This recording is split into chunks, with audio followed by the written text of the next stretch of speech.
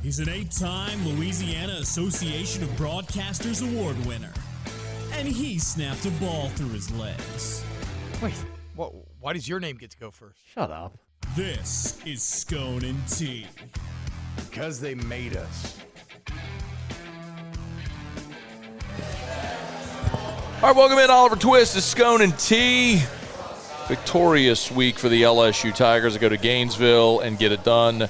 We're live at Oliver Twist in Baton Rouge. We're here live every Wednesday, 7 p.m. If you can't be with us, you can join us. What up? On the Watch 104.5 ESPN YouTube channel, the 104.5 ESPN Facebook page, or on demand on your favorite podcast app. We appreciate you for being there. Facebook, please smash the like button. YouTube, smash the like button. Facebook, like the page, share the post. If you're on podcast, please subscribe up on your favorite podcast app. What is that? I haven't had a bite yet because I wanted to look pretty for the stream, but that is a barbecue shrimp po' boy. Looks magnificent. A New Orleans-style barbecue shrimp po' boy. I can't wait. We're a little preoccupied today. Yeah, there's a lot going on right now. So the New Orleans, as we're doing this live, over my left shoulder on this big projection screen, the Yankees and the Astros game one of the ALCS. Meanwhile, we're streaming. Oh, there we go. You got it. Why does it take commercial break in progress for me? Oh, well. I don't know. We're streaming the Pels season opener against. You're whooping ass, dude. Let's go. It's 16-4. Brandon Ingram with a little turnaround, baby J. I got an Irish coffee, so I'm feeling fantastic, dude. Freaking. The vibes are immaculate. What has you feeling more immaculate? The Irish coffee. The Pels season opener. By the way, beautiful little runner there by CJ. See, that's a fucking team versus a fucking group of individuals right there, baby. It's also, let's go! It's also the first quarter, asshole. 6 minutes into the new season, beating the fuck out of Brooklyn by 14. That's what we love to see. Yes, sir. They're probably already booing in Brooklyn. But good. Fuck that team. My question was, what's got the vibes better? Everything. All of this or LSU beating Florida in Gainesville? Literally everything, Matt. It's cold outside.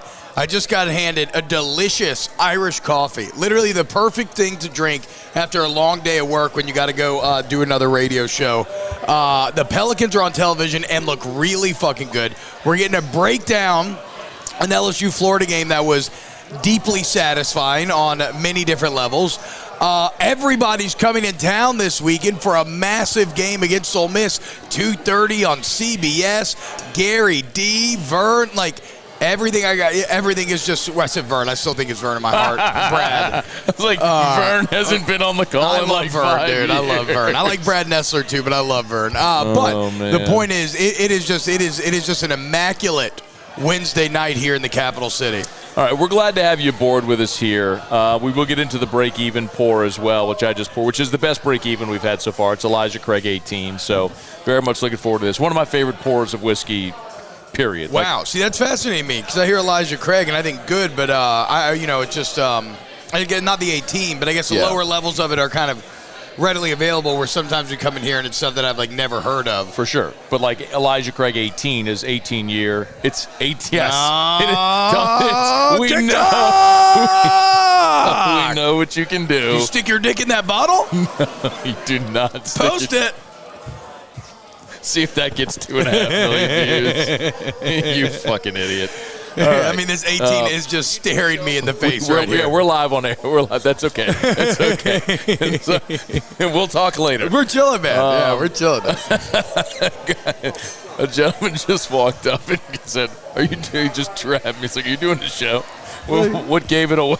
What gave it away? Yeah, that's fair. That's a fair point. Context. No, I often sit side by side with another large male while talking into a headset microphone. Context clues matter. No, I'll talk to him. I'm sure he's a nice guy, super nice guy. Yeah, hell yeah, dude. Okay, so LSU beats Florida. We did the whole recap on whiskey and wine, but is there, now that I know you've rewatched the game, is there anything else that you want to throw out there? Maybe something that, in going back and rewatching it again, let me bring up my film notes. I think that one thing that Brian Kelly said in the postgame that really stood out on film, that is something that is exciting because you can't really teach it, was his answer when he was, sorry, I'm trying to find this. Was his answer when he was talking about the two freshman tackles. And not only how rare is it to have 2 freshman tackles that are physically gifted enough to do what Emory Jones and Will Campbell are doing right now. But really, it's the mental aspect of the game for them that is kind of insane. That they can have a bad play in front of, 100,000 people in the stadium, maybe millions people of watching. You can have a bad play that maybe costs your team, negative play driving, that they can go to the sideline, kind of process it, take whatever coaching Brad Davis has to give him, and then just come back. I mean, what I always talk about, Matt, the golden rule of football is what? 1 snap and clear, right? And you have 2 freshman offensive tackles that have that right now, and that is incredibly tough. In fact, I really loved Leah Van's piece in The Advocate today, where she actually got to talk to Andrew Whitworth about this. Mm-hmm. And he said that, look, outside of playing quarterback, what you are asking these freshmen to do right now, there is literally nothing harder on a football field in terms of competing against pass rushers in the SEC that are physically and age-wise just way more mature than you are. And saying that it's even like, if you are a quarterback, sometimes you can even hide yourself in like scheme, or if you're a cornerback or a safety, you can hide yourself in scheme. It's not like LSU is prioritizing chipping. Like, they might be holding a 6th person in, but they're helping the interior more than the exterior. And so it's a situation where you are truly asking 2 18-year-olds to be on an island against an SEC schedule, and it's not perfect. But they're doing well. They're doing enough, and it's incredibly exciting for the future. But it's exciting for now, too. I mean, Will Campbell gave up a sack the first play of the game and then came back and won SEC Offensive Lineman of the Week. Do you know how hard that is to do in the swamp with all the momentum working against you? Emory Jones did not have a great game, but he battled every single play, and he won more than he lost. So, film, I thought that really stood out. And then what else stood out to me, I mean, it's just everything Jaden Daniels. Just looked like a different guy, decisive, standing in the pocket, delivering the ball, trusting his receivers. And I say staying in the pocket because there's been times in the past where he has had a clean pocket and his own internal clock has kind of sped up and he's gotten happy feet, he's maybe taken off. That was not there this game. What was still there, which is exciting, because this has always been the most exciting part about Jaden Daniels, what was still there is clutch playmaking. If you go back and watch that game, that original 3rd and 8 felt awful. You had the bad kick return, you give up the deep touchdown, you get sacked on first down, tackle for loss on second down, you're looking at 3rd and 8.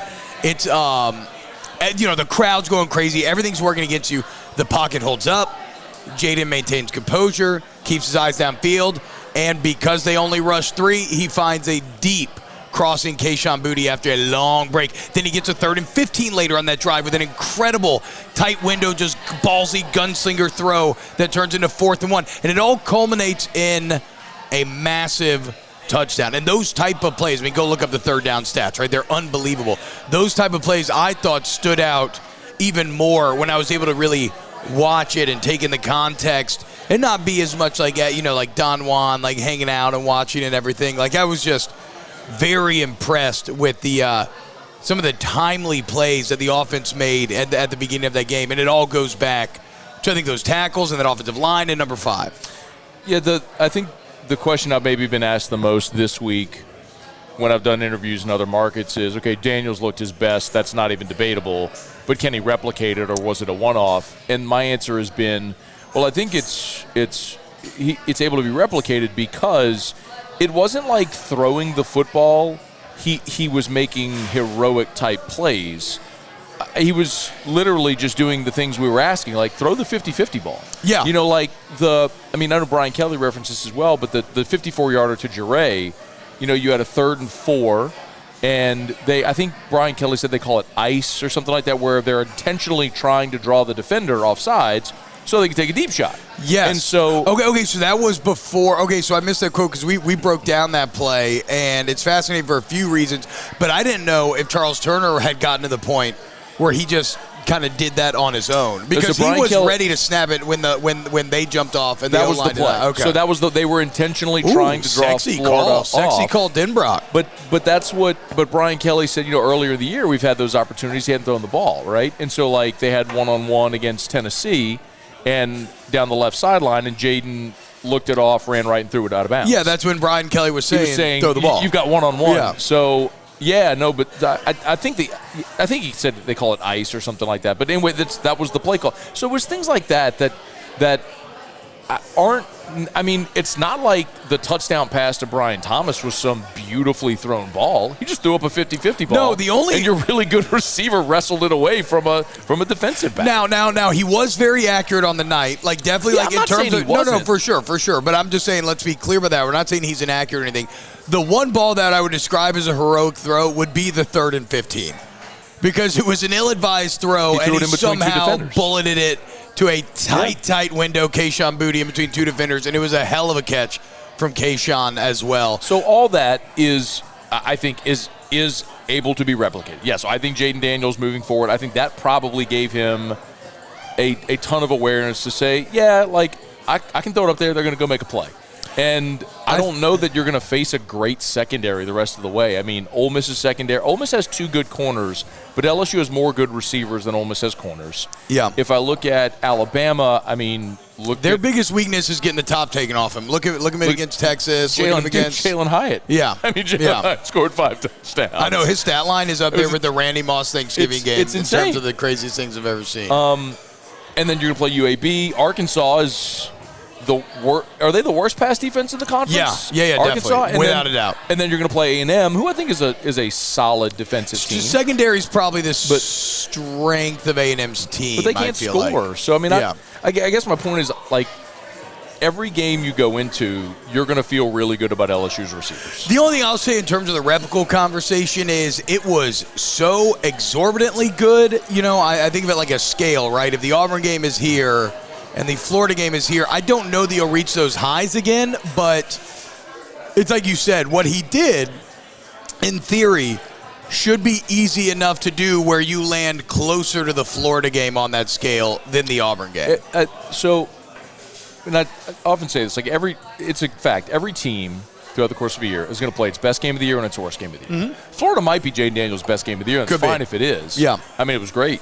But, it was incredible. But as you were saying, like, something closer to that. But even Auburn was the outlier. I mean, he had thrown the that's ball what I'm saying. well. But that's what I'm saying. Those are two potential. Like, that's where I'm setting my 1 in 10 scale parameters. Yeah. And I need him to be at like a 6 or a 7. Yeah. Out of that scale. And if he does that this week, they'll beat Ole Miss, which I think they're going to do anyway. But I have gotten a lot. I know. I love it, dude. I love your Ole Miss take. I have makes gotten you so happy. a lot of Ole Miss people like, how could you guarantee? I'm like, hold on, Chief. Like, hey, Steve. Like, literally all I said was, I picked LSU to beat Ole Miss last week. I picked them again today. I'm going to pick them again on Friday. Yeah. Like, and my whole point in saying that was I didn't want anyone to think that it's just like recency bias of watching LSU beat Florida that made me flip that opinion. Like, if anything, the Florida game just reinforced my opinion that I thought LSU was going to beat Ole Miss. I picked. No, you've been saying it. I picked Florida last week, so maybe I don't know shit. I mean, I picked Florida to beat LSU. I thought it'd be a close game. I kind of sided with the home team, which is similar with this week. I think it'll be a close game. I think you're going to have a higher scoring game, probably in the 30s, and I'm siding with the home team. And I also think LSU being battle tested, where Ole Miss has not been. Like, we know how LSU's going to handle circumstance. And we don't know what Ole Miss is going to do. Well, Kentucky, they stood up. I mean, Kentucky was driving to win that game, and they forced a fumble. So, but they've had one scrape. Ole Miss scored 3 points in the second half of that game. Yeah, like I think we have. That's what I'm saying. They survived the scrape. Is all I'm saying in terms of a fight. Like, they've been in one fight this year, and they made it out. We have this perspective, though. I think it's sort of natural. When you look at the ranking, the little number next to the name, and you think, oh, man, this team's so much better. Fuck, they're ranked 7th, and LSU's favored. I mean, it's like they're ranked 7th because that ranking is warranted because they've played 7 games, and they've won all 7 games. There's only 9 teams in college football that haven't lost. Yeah. And they're a Power 5 that hasn't lost, and so they're going to be ranked that high. But I would say it like this. If LSU and Ole Miss swap schedules and LSU open with Troy and Central Arkansas and Tulsa and Vanderbilt and like LSU's probably 7-0. I mean, I think so. An easy schedule. And Ole Miss is probably sitting there at 5-2, 4-3. So I think it's all in a lot how your schedule is framed and not so much the quality of the team, because I think both LSU and Ole Miss are going to end up with similar records. I think. Look, I asked Otter this. So Ole Miss has 5 games left. They're an underdog against LSU. They are They're +4 at A&M, +15 at home against Bama. They are +3 at Arkansas, and they're -3, so they're a 3-point favorite at Mississippi State. The only game they'll be favored the rest of the way, as of now, is Mississippi State. So, the only thing that fascinates, and I feel you, this is one of those lines, Matt. If we were objective observers, I would say to just bet this line out of principle, because it feels so awkward for the, an unranked team, like you said, to be favored over the 7th-ranked team. That's just one of those ones where it's like, okay, Vegas is on to something. I'm just going to bet him and bet the side opposite of what I think I should here. So that's an old, like Ott plays that angle all the time. If you ever see an unranked team favored over a ranked team, blind bet the unranked team. Well, it hits like 85% of the time. I mean, earlier this year, I remember an unranked Washington against the number 11 Michigan State team, and Washington was favored by like 3.5, and it was like, what's going on there, right? Blind bet the unranked team. So it's a great time for LSU. I still think this LSU team is very young and volatile, which makes me hard to trust them, although I have placed my third biggest bet of my... No, I'm just kidding. I'm just kidding. I did not. I'm laying off LSU. Everybody relax. Everybody relax. What happened in the Yankees game? Okay, but shit. What are we talking about? Okay, the spread, blind betting LSU. Oh, this is the only thing. Did he lead off the inning? Carpenter would have led off the inning. What's going on? The Yankees losing? Hey, by the way, come out to Oliver Twist. Come get some ECAT. The Yankees are beating the Astros 1-0. It really is the break-even bottle, $8. You got a little Irish coffee. Here's the thing with Ole Miss. Oh, no, it was. So that line is one that you bet, like you said, you just blind bet it. The only thing that concerns me is that a lot of the analytic measures, be it FPI or like S&P Plus, right, these things where their whole goal is to create predictive numbers based on how replicable is what you're doing going forward, right? And these are numbers that are supposed to take into account like strength of schedule and things like that. The numbers still genuinely love Ole Miss. They still think they are genuinely a very good team. And I know that Vegas uses the most like advanced analytics and computers in the country to try to figure these things out. And so I'm just wondering kind of where that disconnect is, because I think they're still like number 6 in the S&P, and wins only go so far there. Like, you can be a 2-loss team way ahead of an unranked team there. Like, that is – so the numbers still favor – the machines still favor Ole Miss. They were right against Kentucky when they did that. We'll see how they feel this weekend, or if they're right this weekend. Sometimes context matters. Like, for example, Mississippi State's win against Arkansas.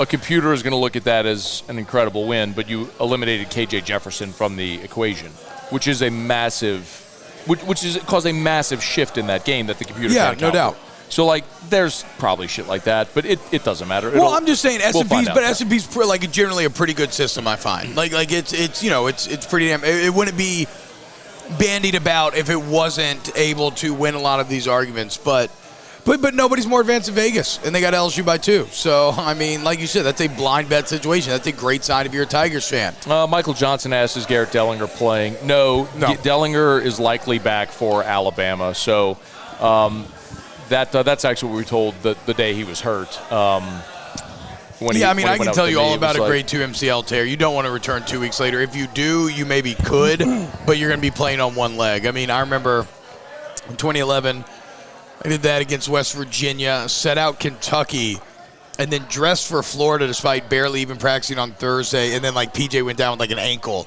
And I had to go in there, and I was playing one-legged, and it was awful. Now, we blew Florida out, so it didn't matter. But had that been a close game, it could have been really bad. Bryce Boudreaux said, are we good? Are we bad? It doesn't matter. Fuck Florida. That was your comment after the game. Oh, really? Okay, see, that's a good line, dude. That's a good line. Okay, so you don't even remember that was your line. You cannot take me to task about, did we really talk about that on Whiskey and Wine ever again? Ramos or Ramos? Yes. No, I never took you to task. I don't know if we talked about it. That has been like a season-long thing about Ramos or Ramos. Oh, yeah, okay. We must have hit those later in the first few games. Yes, and you keep, and you can, like, because I keep saying Damian Ramos, and you're like, Ramos, like, it was a Ramos. Like, well, isn't, and, like, that's been a thing the whole season. Wow. And then you'll crap on me for saying Ramos, and I send you a video of the kid saying his fucking name, Ramos. Yeah, I said you were right. I win.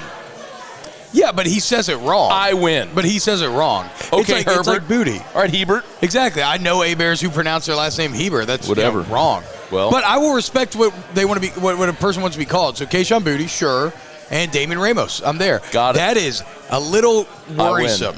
That's a little worrisome that we've had this conversation over the course of multiple weeks. We've had this conversation so many times. That is my biggest takeaway from this entire thing. I don't really care about who was right. I feel more validated than ever in my quitting of the 5 double mezcals, do you know if that is the case. Do you know how many people, though, the last 2 weeks have been like, hey, T-Bot really toned it down? I'm like, they're like, make him drink more. What's he doing? I know, and now I'm like a dancing monkey. That's what people keep telling me, like, get more drunk, you asshole. I feel like fucking Chris Farley out here, just a sad clown. I just need to throw myself through a table and, like, roll around in blood. I mean, you did make out with the fucking ugly Ed Ogeron thing today. Yeah. By the way, another thing that I was right about that all you fuckers laughed at me about was TikTok. You're posting on TikTok all the time now, bitch. I was posting on TikTok 3 years ago, and you bitch like, oh, the fucking losers post. You and Hester and Rivers all made fun of me for posting on Rivers 3 fucking years ago, and I was like, bitches, y'all all gonna be on TikTok too. And that's like, I'm not dancing. You're like, I don't do TikTok. I'm good with Instagram. Like, yeah, fuck, everybody's on TikTok now, right? TikTok is by far the dominant social platform. You're right. So where's your Be Reals at, Matt? You got to get on Be Real. That's the next thing, dog. Fuck you doing, bro? If you want to keep up, I'm on Be Real. Okay. I posted once, and then I was like, I don't know. I'm too old for this shit. You know what TikTok does have that I'm amazed by? Because I've always loved to, like, fuck around in iMovie and, like, make movies, like, my entire life. The fucking editing software is unbelievable. Yeah. Like, I'm about to start getting my daughter, and we're gonna make little, like, movies with toys and shit. I'm fucking hyped, dude. It's very slick. It's very slick. But yeah, man, I'm trying to get everybody to come out to Walk-Ons tomorrow, dude. Walk-Ons Burbank. You got to come out 5 to 7 tomorrow. Snap's gonna be here. Aaron Murray's gonna be here. Big Blazer Boys in the house. We're giving away tickets to LSU-Ole Miss. Come on out. What's gonna be a very good time. Boys? Aaron wore a overly large blazer from his, like, playing days on ESPN last week, and he looked fucking ridiculous. He looked like a fat high school announcer, and really he's, like, very svelte and trim. It changed his entire complexion, so we have deemed ourselves the Big Blazer Boys, and now we're going to wear, big blazers to the show tomorrow. So I'm very excited about it. Okay. Coming out. Hey, what's the score of that Pels game? It was 30 to fucking 14 in the first quarter. Let's go, 35-17, Pellies, 10:36 to go. All right, let's talk about the LSU-Ole Miss game. We can talk about this sort of in particular. By the way, your games against Ole Miss. I'm trying to. So you had. I think we had one slip up. 7 was the Ogeron on his way out. 6 was the insane Ogeron game. No, I'm saying I'm thinking your first year was 7. Yes. When that was Ogeron's last year. Oh, was that okay? When we played there, I didn't travel, so that 08 was Houston Nutt, his first year. I was hurt for that. I think did we lose that in 08? Yeah, because we went 3-5 in the SEC. We must have lost that. I had a torn ACL. I don't remember that game at all. 9, of course, was the Clockett game. Were you on the field for the Clockett game? Yes, you were on the field for the Clockett play. I was center. That's why the next year I was like, all right, I didn't know that you were the center. That's got to fucking snap it. Yeah, that's when Will was talking all that shit. That's when I talked about, like, we went back after the game and Miles called the team meeting, and I, like, stayed afterwards and, like, I was like, Coach, it's okay, man. Like, like shit happens. Like, we're gonna be good. Like, we're gonna get this. And I thought it was a very emotional moment. I guess he didn't give a fuck. What game was that? This was 08. Oh, my God. 31-13. So we lost twice to them. This would have been in Baton Rouge. I just don't remember this game. I don't remember that game at all. I mean, I was at home with a torn ACL. Oh, it was a bad year. God, I just don't remember that game. Nah. Anyway, okay. And then 09. Wait, so you're telling Les, Coach, it's going to be okay? Oh, no, it's all good. And then it was just like, I don't know. I guess he didn't give a fuck. 2010 was the Jeremiah Masoli battle. heard round the world. The only time the offense won, the only time the offense won us a game that year, I think it was like 38-33 or something. Shit, Masoli just kept scoring, and we had to keep coming back. Oh, and my then 2011, God. we just beat the shit out of him to the point That where was when Zach Zach's Mettenberger was taking a knee. running fake cloud. Like, that, so that ball that Zach pulls and runs to the 1 yard line was supposed to just be a zone 45. And Zach's got such a fucking attitude that he was like, I want to run the ball. And so he just didn't hand it off and just took off with it. And that's why they made him kneel it at the 1 with 2 minutes left, which is way more disrespectful than just scoring. Right, for sure. And honestly, had they reviewed Mettenberger's run, he scored on the run. Yeah. I mean, they're like, all right, it's 52-3. We're not going to review this right now. But had they, he would have scored. Like, he did score. And so 2011 was bad. 2010 was a classic, though. 2010 was a fun Tiger Stadium game. Yeah, that and it was when the you were Masoli still, game. it's when you had 11-2. You're fighting eventually go 11-2. Look at that, 43 points. 43-36. How about that shit, huh? Who's got an offense? And they scored late all the time. It was back and forth. But they but I always felt still in that game like it was gonna go LSU's way. But they scored late with well, shit. I'm looking at the box score. Hang on. They scored with 4:57 to go. Yeah.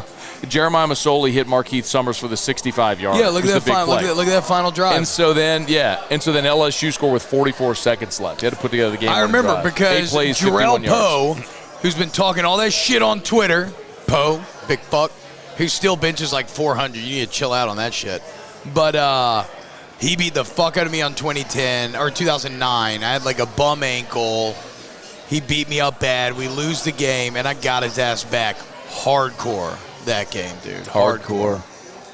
Anyway, so back to this game. So I don't give a shit about Ole Miss as much because I feel like I finished strong, and I wasn't involved, except for I guess the clocky game. But I had nothing to do with 08. I was hurt. I washed my hands of that bullshit. I just, the Ole Miss thing is interesting because I think from an Ole Miss perspective, Ole Miss doesn't want Mississippi State to be the biggest game on their schedule. Meaning, if it is, you're not playing for anything of significance. Oh, that's right. They want to, 2014, their Bama game was huge, right? Game day was there. Yeah, that Arkansas game where they let the lateral happen on fourth down and lost their trip it was like to 4th Atlanta. and 25, yeah. I mean, they want to be playing some. Yes, they want to be playing in meaningful games, and this is one of them when LSU's good. I don't know how good LSU is. I don't know how good Ole Miss is, but this to me has a feel like 2014, which was LSU's worst team under Les. Ole Miss was top 10. I think Ole Miss was number 3 in the country. Yeah, it was a rush the field game. And which, by the way, motherfuckers, when LSU wins on Saturday, if you bitches rush the field, I'm going to eviscerate. I'm going to eviscerate you on that. LSU is so far. No. LSU as a program is so far beyond rushing the field ever that it should never happen again. Rush it. No, do not rush it. Keep your bitch ass in your seat. Again. Dude, the Georgia rushing in 18 was fucking awesome. Fuck that. Georgia rushing 18 was awesome. They were playing Mardi Gras Mambo. All the crowds like. You know where they could play Mardi Gras Mambo and the crowd could do that? Not in the fucking Death Valley at Tiger Stadium. In their fucking seats. No, it was so tight, dude. No. And that was a day when Georgia embarrassed you and bought out the entire east side. Keep your ass in your seats, bitches. Hey, if there's one thing Edo had, it was Kirby Smart's number. He also had Joe Burrow. And Kirby Smart's number. I don't know what else to tell you, dude. Beat the fuck out of old Captain Dum Dum. Okay, so LSU Ole Miss. But no, Saturday. I mean, bro, if they beat the fuck out of Ole Miss, I say rush the field if you want. If you want, like if the mood strikes you, why not? I'm done gatekeeping rushing the field. I just want to beat the fuck out of a top 10 Ole Miss team. It's embarrassing. Make no mistake. It's embarrassing. Ole Miss fears LSU. It's why they loved last year so much. I mean, you talk to a guy like Mincy, Ole Miss time and time again has suffered at the hands of LSU. And I know that Matt is a big fan of hierarchy. They've suffered at the hands of everybody. And keeping things as they should be. Well, as it should be, Ole Miss should not be better than you. So maintain the hierarchy, restore order, and find a way to beat this very dangerous, multifaceted intimidating Ole Miss offensive attack. So Chance Babin said, Matt, do you approve of rushing the court in basketball? If you're LSU, yes, because you've never won shit in basketball. In football, you've won 3 fucking national titles and played for a 4th. The only team in the last 20 years to win more than you is Bama. Keep your fucking ass in your seats. Act like you've been there before. Well, you won 4, right? You won 4 and played for 5. In the last 20 years. Oh, okay. You know who doesn't rush the fucking field? Bama doesn't rush the fucking field. Yeah, fuck them, because they're fucking joyless losers. Act like you've been there, bitch. No, fuck that. Fuck Alabama. Fuck trying to act like you've been there. Fuck all that USSR bullshit. This is America. We proudly beat our chest and exclaim our passions. When it's Independence Day, what do? We fucking blow off fireworks, okay? When it's Christmas, New Year's, what do? You burn down the tree in your cul-de-sac as an ancient offering to the wicked gods for good luck in the future. That's not what I do. That's what we do here in America, okay? Put it on the curb and they go put it to help. We with don't their erosion. hide our passions under a bushel. Fuck that. That's some Alabama bullshit. Y'all get as however crazy you want to get in that stadium on Saturday. I'm not saying don't celebrate. I'm saying don't rush the field. Get crazy. Celebrate. Cheer loudly. Drink booze. Drink and be merry. Party. Go to Fred's. Hang out. Have a great fucking time. Just don't rush the field, assholes. Well, let's just hope that this conversation is relevant. If this conversation is relevant, it means that everybody's happy. True. All right, so maybe I'll try to transition again, or maybe you'll interrupt me again, because you're really fucking good at that, apparently. Well, what are you going to transition to? Because I could talk more Ole Miss. About the actual on-the-field Ole Miss? Kingham, I just washed my hair right before we got out here, and I just can't figure it out, man. I don't like how it looks on stream. I kind of keep finicking with it, making me like a little like self-conscious. Shout out to Oliver Twist for having us here. Great spot. Come here for lunch during the week as well. The food here is fire, y'all. The food here is absolute fucking fire. I cannot. This barbecue shrimp po' boy in front of my face is just sitting here teasing me. But I love the pepper jack Boona egg rolls. We only had it once. The fries covered in gumbo. Yeah, those were good. Admittedly, like, I get it, a bit gimmicky, but tasted really good. And so, like, if you ever want to get a bit gimmicky, I would say that's great. I mean, the Red Hot Sticky Wings are some of my favorite. The fucking shrimp and grits that they have here are fantastic. That wedge salad we had last week, I really enjoyed. Yeah, so the point of this is a wedge salad for you. Yeah, first time I ever had a wedge salad, dude. You should tell that to Chef Johnson. They just chop a little corner of lettuce, I guess, a little lettuce head. It was tasty. And it's not like I don't like salads. Like, I like salads fine. I don't know. Never had it. It was great. The point is, the food here is awesome. It really is. And the drinks, I mean, Matt can tell you more about the drinks, but, you know.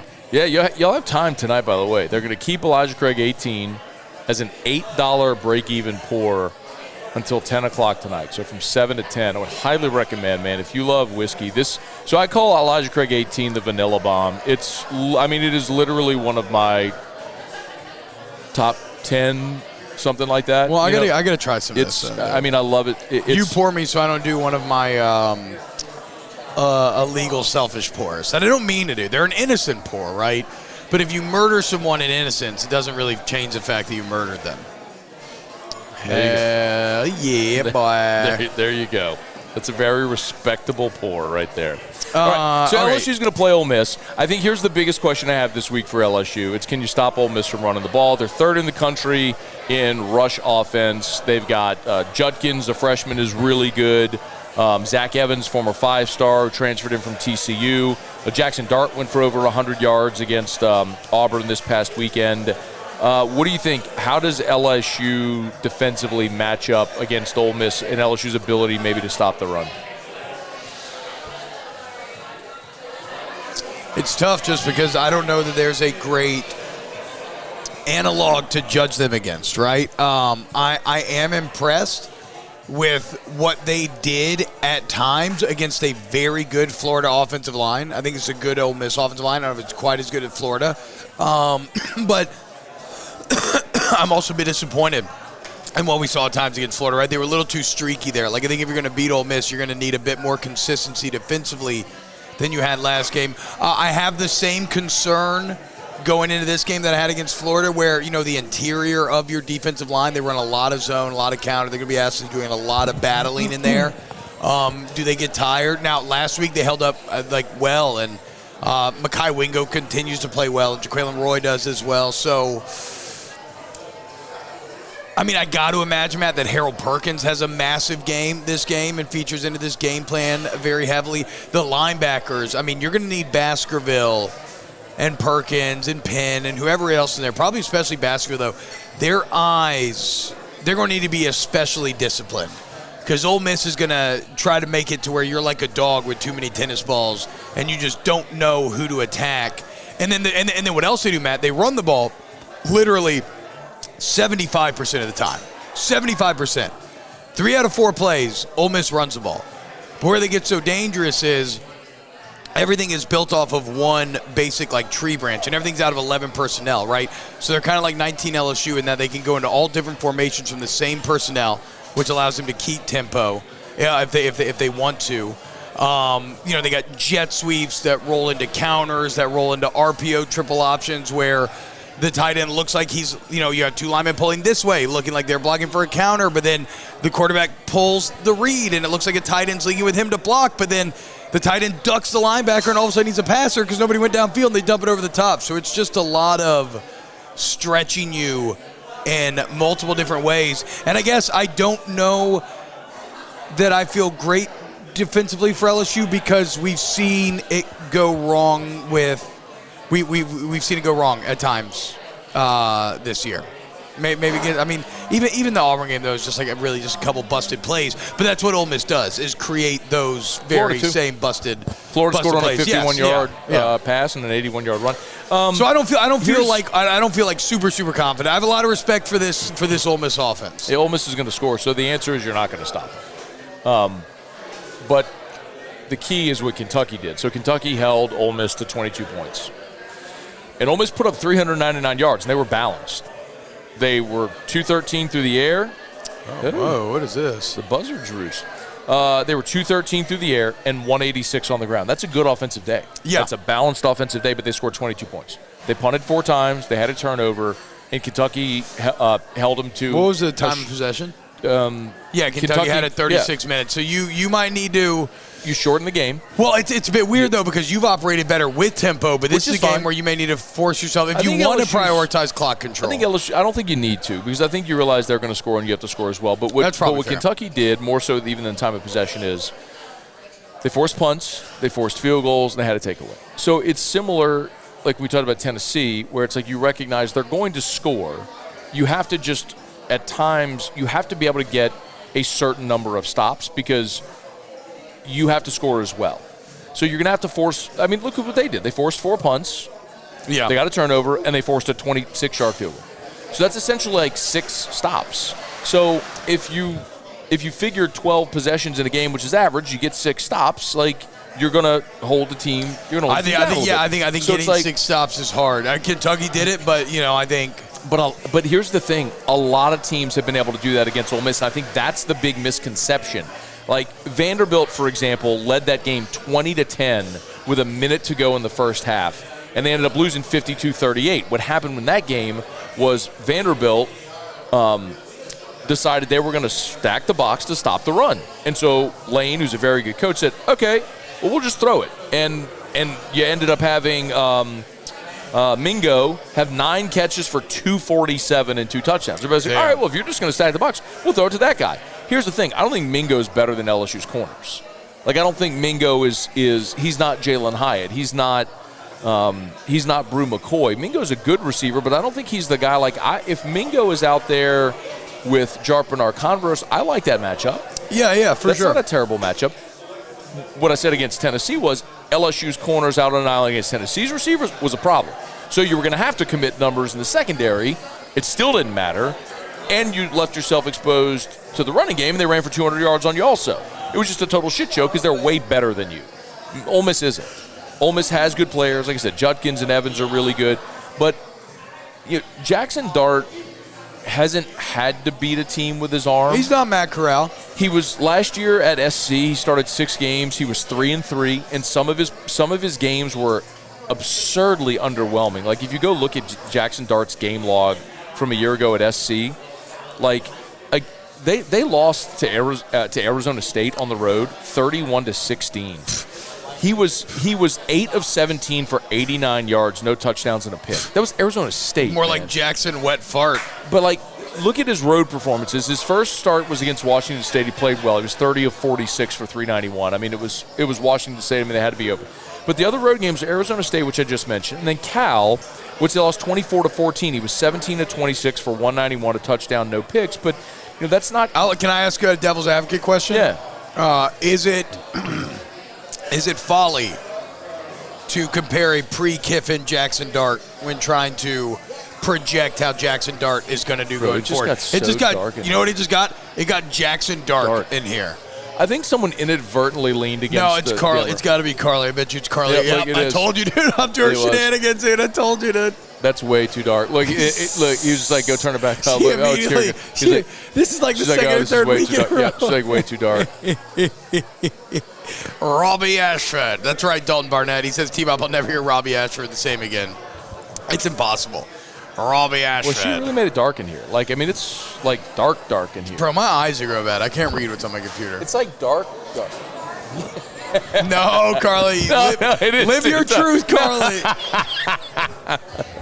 It's way too dark in here, bro. People can't even see their food. So I think you were so right about that. I told you, dude. I knew it. You were right about that, like I was right about Damian Ramos and TikTok. Yeah, bitch. Look, man, I just need to focus on remembering the Ramos debates. Like, I don't care who was right. I'm trying to call up some shred of brain cell that's like, oh, yeah, I remember that. He was just saying, no, we're not. No, I just seriously. said, man, I was like, who did that? I bet it was Carly. It got so dark. He goes, that's Carly. That's her tomfoolery. It's like her shenanigans or whatever. You came around the corner. We were like, oh, that's her. Okay. Here's the deal. I am concerned about Ole Miss's offense, Matt. I don't have respect for Ole Miss's defense, but the difference there is I still have questions about the consistency of LSU's offense. Like, yes, if LSU plays like they are capable of offensively, this can be a shootout. They could potentially win a shootout.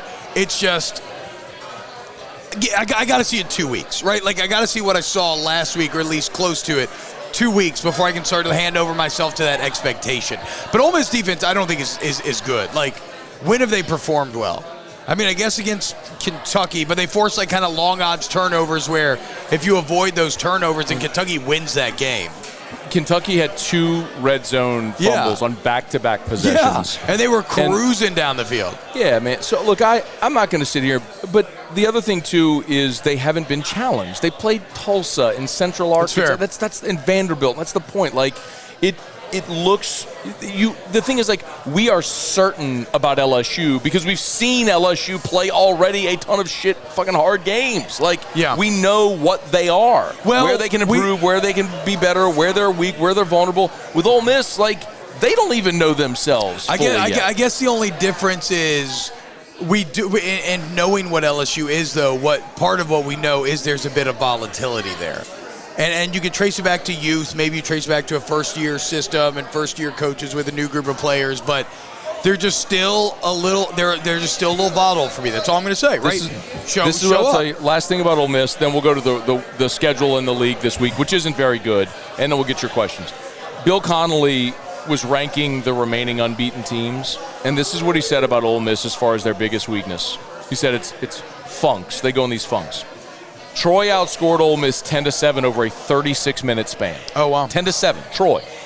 Well, we know about Troy, but yeah. Georgia Tech held them to 7 points over 31 minutes. It's Georgia Tech. Yeah, that's crazy.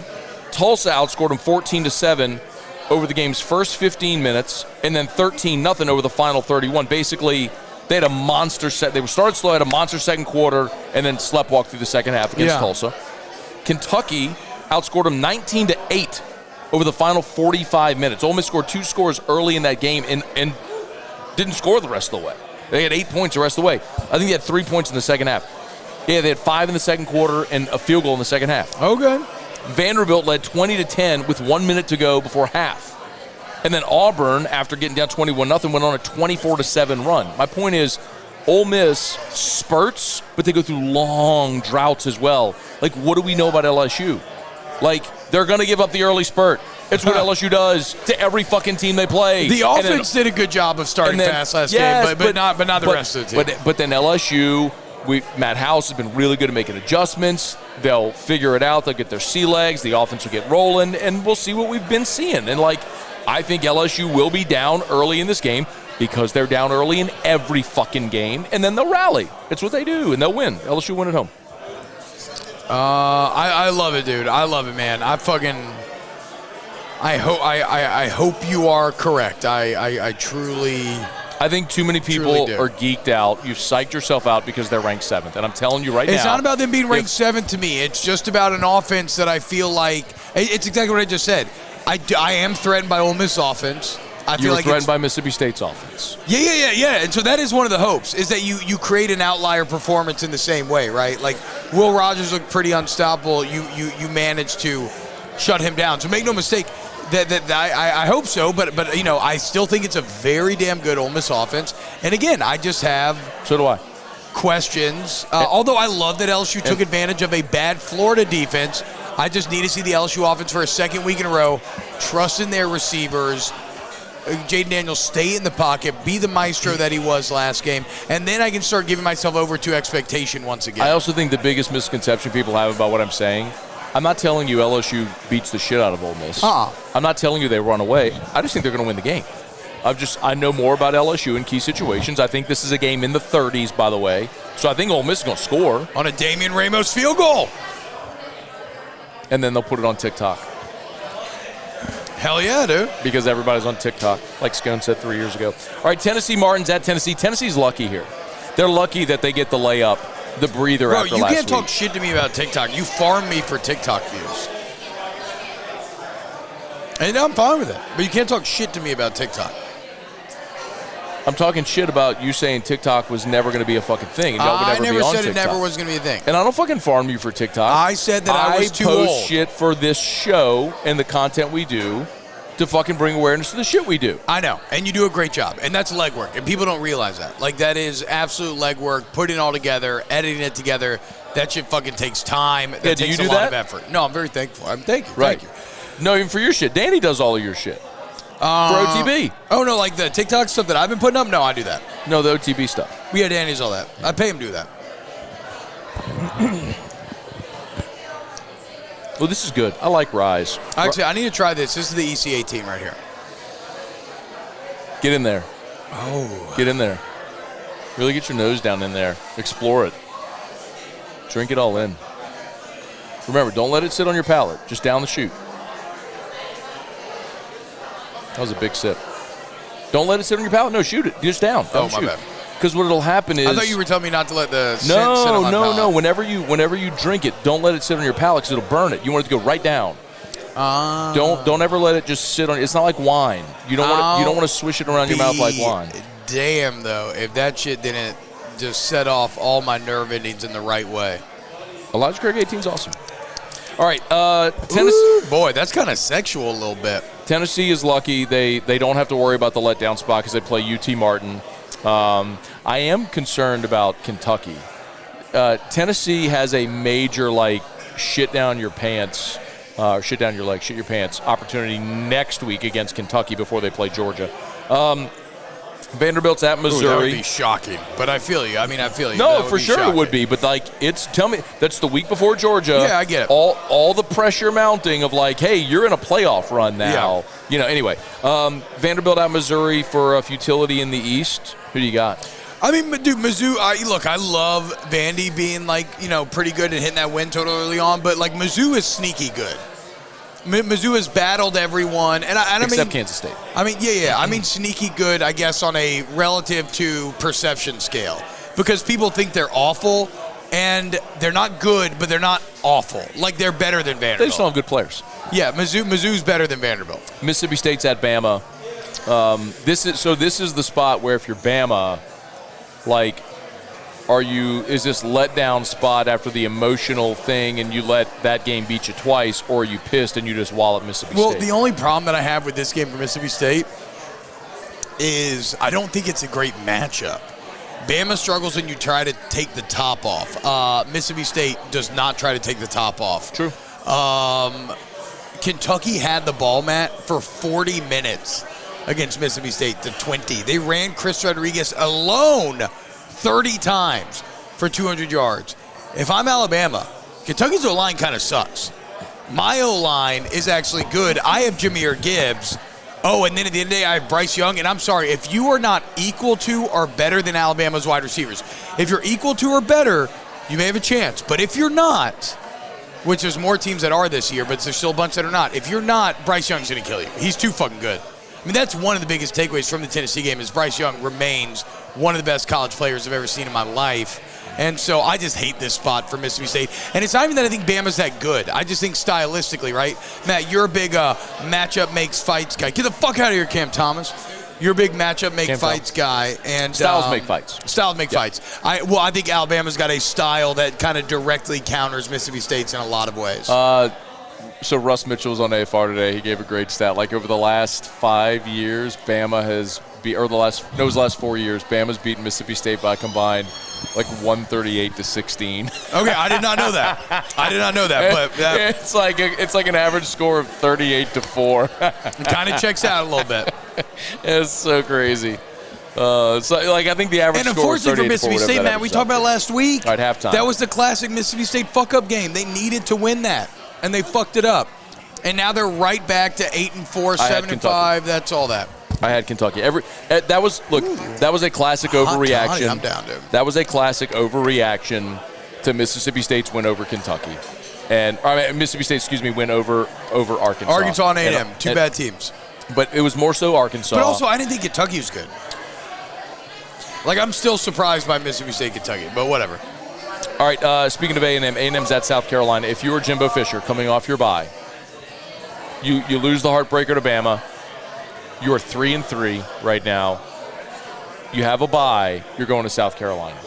I mean, you must win. If you don't beat South Carolina. But there's a lot of money line action on South Carolina right now. It's 3. The line is 3. And it was a little bigger, I think, to start. I don't know. I know it was at least at 3.5. And now it's down to 3, dude. Muse, do you know where South Carolina A&M opened? What the line was that opened? It definitely reached 3.5. I don't know if it opened at 4 or got bet up at the beginning, but it reached 3.5, and now it's gone down. All I'm saying is you can't trust A&M for shit. Beamer's tough, man. I've given myself over to Beamer a couple of times this year and been burned, but then he comes and he fights back, and he just had huge Kentucky win and clowns Mark Stoops in the locker room where he's like, good. He fucking tells me not to wear sunglasses. Go. Oh, that was awesome. Those are my favorite videos of the year. All right. I don't think I'm going to touch this game. Well, I will. Yeah, I will. I'm going to bet it. I'm going to bet South Carolina. I'm just going to roll the home team. Fuck it. Sandstorm. Okay. God, it is a bad slate, isn't it? That's how LSU-Ole Miss got 230. And by the way, I don't know if we've talked about this at all. My assumption all along was that LSU-Bama was going to be 230. LSU-Bama was going to be a night game, for sure. Because Tennessee, Georgia. Yes, Tennessee, Georgia.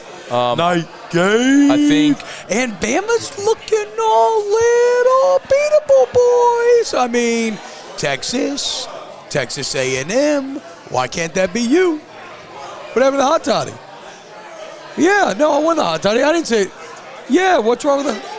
Oh, you're right, my bad. Oh, I didn't get the joke. You were trying to troll me. See, Matt, I'm too gullible. I'm too trusting for you to try to fucking troll me. It's just booze. He would have given whatever you put in front of him.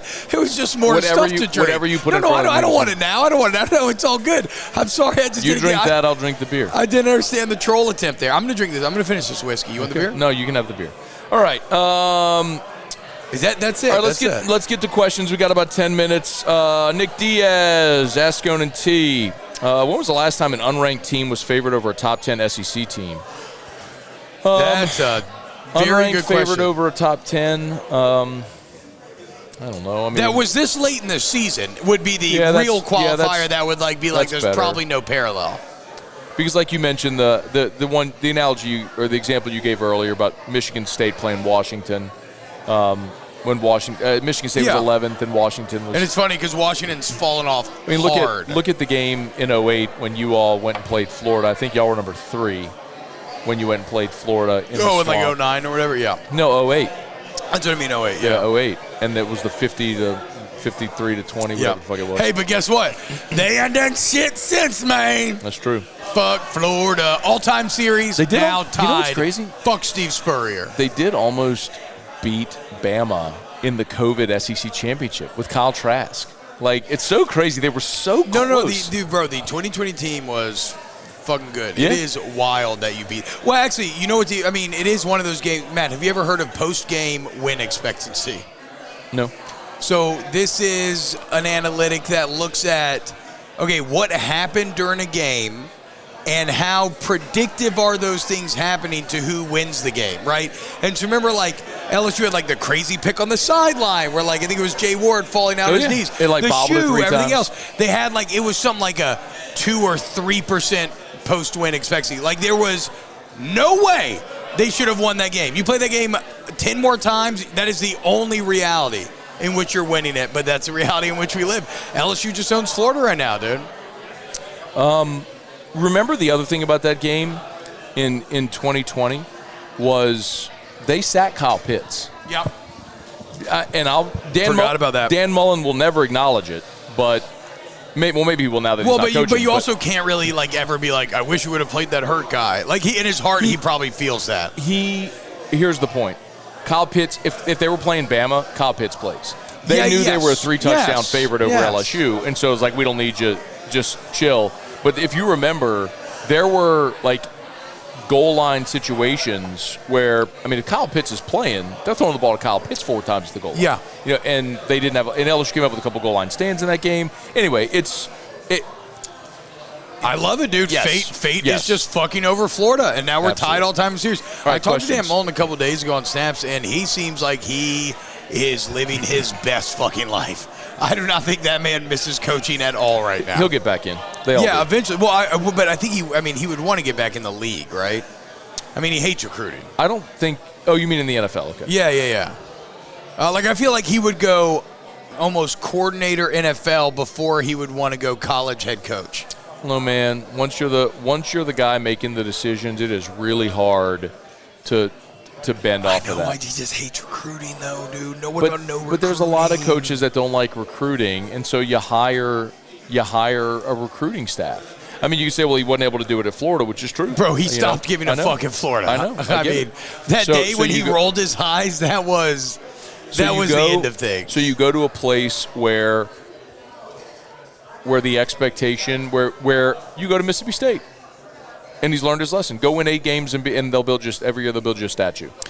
Scone T. Von Bluesman says, man, T-Bop, don't trust Vegas. Look at the Tennessee versus LSU prediction they made. Don't it up like Chuckles the Clown. I feel you on that. That was one of my big hopes for the Tennessee game, right? I was not feeling good about it, but it was like, hey, Vegas has its close. Maybe there's something here. But that's why I get to the volatility, Matt. Because Vegas tries to predict what is going to happen. Honestly, LSU should have performed more to Vegas' expectation. It's a bit of an outlier that they did not. They fucked up. Yeah, I think the way I said that is, if you play the game 10 times, the result you got, the 40-13, you get probably once or twice out of 10. Yeah, that's exactly right. And so that is what concerns me going into this game. You muffed the opening kickoff. You went for it on 4th down 3 times, didn't get. You passed on a field goal early, which by the way, Alabama was in a similar situation. Remember, it was 10 or 14. And they went for the field goal. And Nick kicked the field goal early. You take the points. You keep plodding forward instead of chasing points. There was a lot. Look, Tennessee is better than LSU. Please don't misunderstand. Much better than LSU, clearly. But there were a lot of self-inflicted wounds for LSU in that game. No, there were a lot. But all I'm saying is, in terms of not trusting Vegas, it's an outlier, whatever. Hunter Picard asks Scone T. Wingo has been awesome. I can't wait to see him and Mason next year. Roy's been great, too. Linebackers have to be better filling gaps. You know who's one guy that we haven't mentioned here yet today, Matt? Bro, we have a minute. Savion Jones. And he's going to play a huge role this game. Yeah, Savion's been great, man. He's become and Ollie Gay's kind of been more and more invisible, and Savion Jones making more and more plays, kind of demanding more playing time. Look for him this game. I think the 2 guys that in fall camp kind of pop the most, where you're like, okay, those are going to be guys who are backups who may have a role, with Savion Jones, and then it was the big Desmond Little, who we haven't seen a ton, but I think Desmond Little is going to be a really great player at LSU. Dalton Barnett asked Scone T, how much PTSD do y'all have from the last 2 years when the defense gives up huge plays? Is it just me or do all the bad memories creep back in? No, that's an eternal sports thing. The bad memories will always creep back in. Ask Scone T, Fonzarelli, does Goodwin go this weekend? Yes, I heard he. Okay. I heard he practiced yesterday and actually looked really good. So what? That's what actually Moose said that. Armani Goodwin, good to go. Armani Goodwin, good to go. Yeah. So Brian Kelly on the teleconference today said he went yesterday and went good. Ran hard, did more than they thought. So yeah, he'll play. Is Savion a sophomore? Greg Lamont wants to know. Let's look it up. Look it up for a second. Noah Lejeune says, Scone T, if LSU wins on Saturday, what's our win total at the end of the season? If you win on Saturday, are you flirting with 8-4, 5-3 in the SEC again? Right? Am I wrong? Yeah, I mean, because then you would have gotten 3 in October instead of 2, and then you're assuming the win over You made up UAB. for the Florida State. Yes, you get back to 8-4 if you win on Saturday. Yes. Von Blues and Matt Tebow, does Ole Miss have a stout O-line? I don't think they're great. I don't think they're good as Florida, but they are good. So that's what I wanted to check about Savion. Yes, he is a true sophomore. He was not here for the COVID year in 20. Last year was his true freshman season. He played 11 games. So Savion's a true sophomore. Oh, shit. So I didn't know that. So he is someone who's at the perfect age to start to be like, oh, I'm a fucking player. Yeah. Like, that makes a lot of sense. I mean, most of what he did last year was special teams. Yeah. I mean, he had 3 tackles on the season. So it wasn't like he was playing a giant role. But they didn't redshirt him, right? No, for sure. Which shows you that he's got a little some. But remember also, Ali Gay got hurt like the 3rd game of the season, so you needed guys in depth. So anyway, go ahead. Ask Scone T, hypothetically, if LSU wins out and wins the SEC title, does LSU get in the playoffs? No. Or will a 2-loss team never get in? This is going to be a tough year, I think, for a 2-loss team to get in, though a 2-loss SEC champion makes it as interesting as that conversation possibly could be. You can't lose. No. You got blown up by Tennessee. You would need an 07 year of insanity. Well, Tennessee would have the argument as well then. Like, we beat them and we're a 1-loss team. So, and then you lost to Florida State. It would have to be you're right. I mean, it would have to be a situation where nobody's undefeated. No, you'd have to have like a 2-loss Pac-12 champion and a 2-loss AC. Like, Clemson would have to lose the ACC championship. It would literally just be you couldn't have. I mean, there would not be 2 teams. SEC teams over the. Yeah, okay, sorry. Well, no, wait, because there's precedent for this. Because in 2018,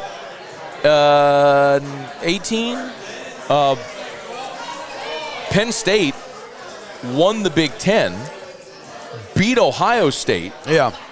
But Ohio State got in the playoff because they had 1 loss and Penn State had 2. Oh, that's true. But I'm saying, there wouldn't be a second ACC team that would get in over you. No. So that's why it would take chaos everywhere else around the country. This is a good point. God, I'd be so fucking pissed if I was Penn State. I think it's it. All right. And you even got to make an 18-year-old whiskey joke again today. You know what? Hey, told you. It's a great Wednesday. What's the Pelican score? Up by 10.5. The second half started yet? Get a little half check. Nope. Half check. Let's second half's about to start. Boys. I'm gonna go home. I'm gonna watch the rest of this Yankees game. 1-1. Feeling good right now. Touching up Verlander a little bit. I'm about to smash half of this barbecue shrimp po' boy right here. I've been eyeing it down all day. What's up, baby? U18. Smash the like button. You about to be in my belly. That doesn't make sense. I know. I should have said I'm about to be in your belly, but then that doesn't make sense either. You say I'm gonna be all up. I'm gonna put you in my mouth. That's what you should. I'm gonna put you in. Okay. Or like I'm gonna put you all up in my guts, in my intestinal tract. Or the way you would say it is, because I'm gonna fuck you. That's what you would say. Well, that's what I meant by. No, I get it. I'm gonna get in your belly. Yeah, get it. All right.